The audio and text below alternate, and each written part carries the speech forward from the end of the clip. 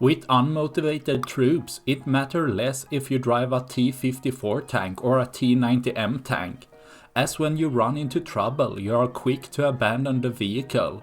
Shown time over time with Russian equipment, and with their newest tank here, the T-90M. With hatches left open, Ukraine's drone army has a much easier job to completely destroy this equipment.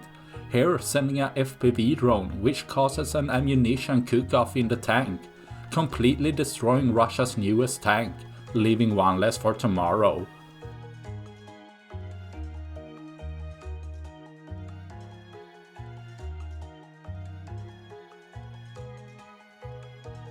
That's all I had for this video.